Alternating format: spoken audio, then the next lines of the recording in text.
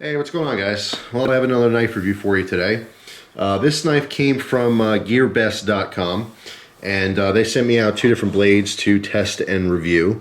And I just want to point out before I start the video that obviously this is a Chris Reeve Sebenza-like knife, okay? Although it is not a counterfeit, it has no markings trying to claim that. In fact, it does have I believe it has a brand on here. Yes, it does, right on the handle, which is CIMA. That's how I'm pronouncing it, CIMA. It is obviously a copy of the design.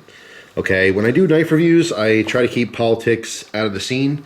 It's important to me to do a non-biased review, but I can't help but mention my personal opinion on this, and that is not to support buying products that are copies of, good companies, good custom knife makers, and so forth. There's obviously a slew of different Sebenza-like knives out there, lots of different companies making them overseas. That's my political stance on things. I don't support taking away business from, the original designers and creators of these knives, okay? That being said, this is not a counterfeit, it is a copy, and I think there's a big difference between both. I would definitely 100% not support spending money on counterfeits, but being a copy, it's a little bit different, so I agreed to try it out and review it. So that's what I'm doing today. So now that I've mentioned that, keeping all politics aside, let's talk about the knife and what I think of it. I've been using it, EDCing it. First, let me show you the packaging here. That's how it arrives in a little box with the magnetic front.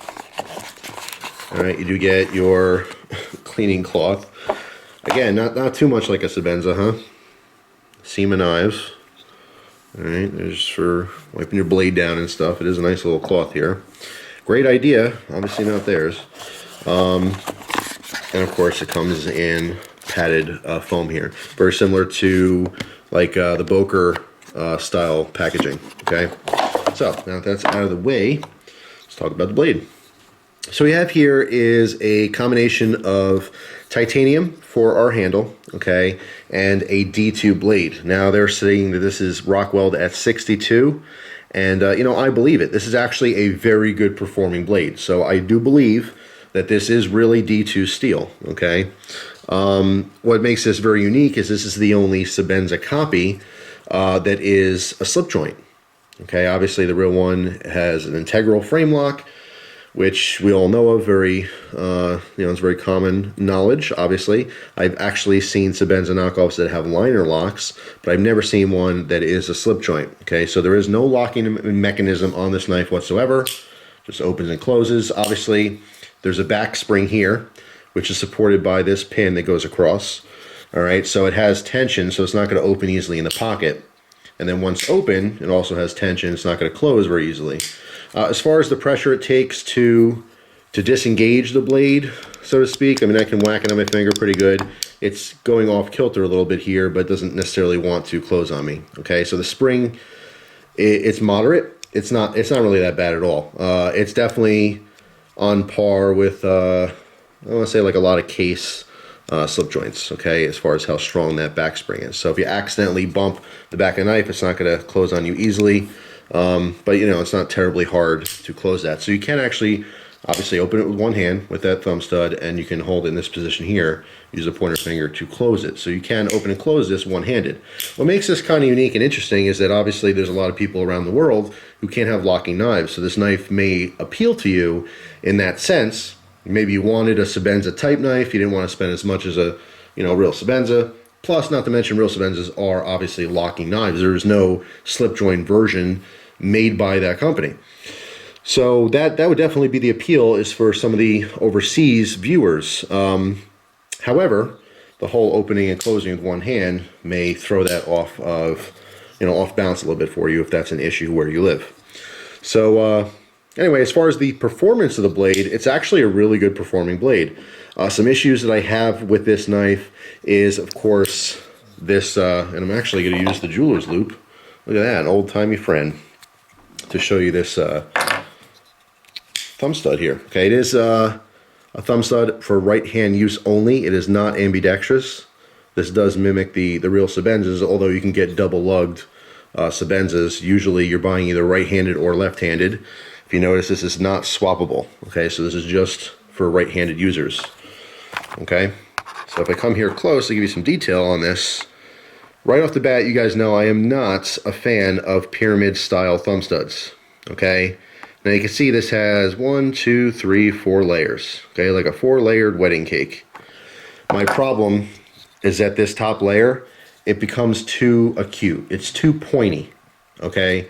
When I first took this knife out of the box, I went like this and I just couldn't open it. It actually really hurt my thumb. It took me a lot to get used to opening and closing this. It is not comfortable by any means. The first thing I wanted to do, but did not do because I wanted to show you this in the review, is, and when this video is over, I'm gonna do this, is I'm actually gonna grind down that first step so it's only 3 steps. That last one up top is not necessary. You don't need the height, and it's way too uncomfortable on the thumb. It's just really pointy. You don't want to use something that's really pointy, digs into the skin on your finger, and is very uncomfortable to use. It is easy to open, and I would imagine once I knock off that top layer, it's still going to be just as easy to open, okay? But yeah, for the average person, if you're not going to be doing that, this is going to be a very uncomfortable knife to use. In addition to that, unfortunately, the pocket clip, although the design is fine, it's really, really tight, okay? It's really, really stiff. I found difficulties in getting this in and out of my jean pocket. Obviously, denim pockets are going to be a little bit thicker than like if you're wearing cargo pants all the time. So if you are, you know, a straight up cargo pants guy, you know, might not be an issue for you. However, what a lot of people don't consider is that a lot of people are wearing like a sweatpant that, you know, for like a daily pants. I've seen sweatpants that have, you know, leg pockets and stuff, and they're not just like, you know, regular sweatpants, but if you are one of those guys that wear jogger style pants and stuff like that, this will probably tear up your pockets a little bit, okay? It'll rip at the seam because you're going to want to take this knife in and out, and it's going to put a lot of pressure on those seams. Wearing denim jeans is different, especially some of the tactical pants or some of the cargo pants. They tend to be a little bit stronger, but if you are one of the guys that wear sweatpants, joggers, those softer type pockets, having a stiff pocket clip like this, a really hard tension on there, it will rip up your pockets, okay? So that's not a good thing. I know this will loosen with time. I've actually considered taking this pocket clip off and bending it out. But again, any modifications I'm going to do to this knife to make it more comfortable for me is something that I would do post-review. I obviously want to mention these things to you guys, and I want to use the knife as is because a lot of people will not modify their knives like that. So, yeah, the performance is definitely there. The price on these that they're charging is $104.14. Why is that such an odd number, $104.14? I have no idea, but that's what the price is. And you know, the big question just comes down to, is it worth the price? 104 bucks. Well, as far as the performance you're getting here, I'm kind of tossed on this. Politics aside, the fact that it looks just like a Sebenza for the most part, that all aside, having D2 and titanium, the performance this knife has, and considering the setbacks, I still think that's a reasonable price for what you're getting here. You do have the performance. But this is definitely going to fit into one genre of people who want this type of modern tactical elegance, kind of a gentleman's type tactical knife in a slip joint configuration. That's really the only benefit here to this knife, is the fact that it is a slip joint version. If this was a frame lock version, I would say no, just save your money, get the real thing, you know, that kind of a thing. But it is very unique in the fact that it is a slip joint.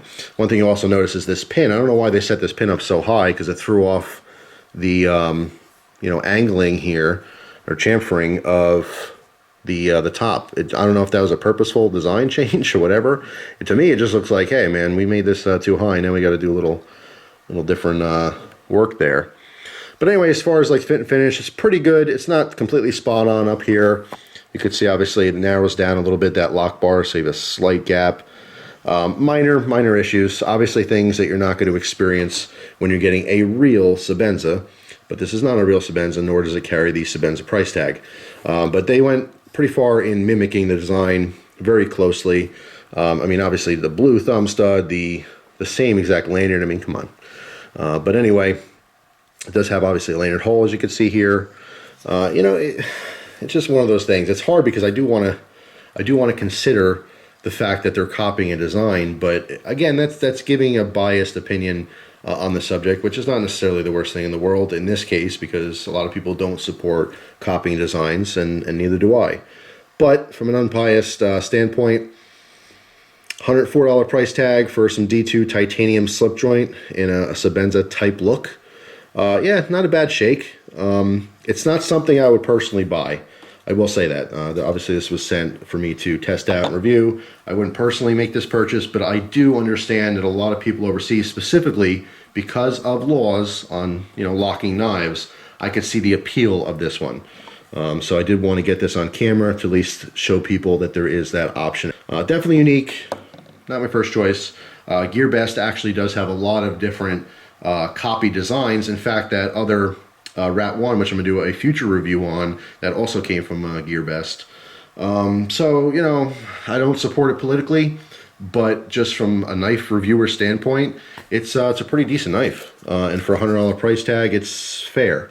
I would definitely say it's fair. It's not a great bargain. It's not an awesome steal of a knife or anything like that, but it will perform for you, and it is unique in the setup here. Okay, so that's pretty much my review on this CIMA Sebenza slip joint. Just interesting.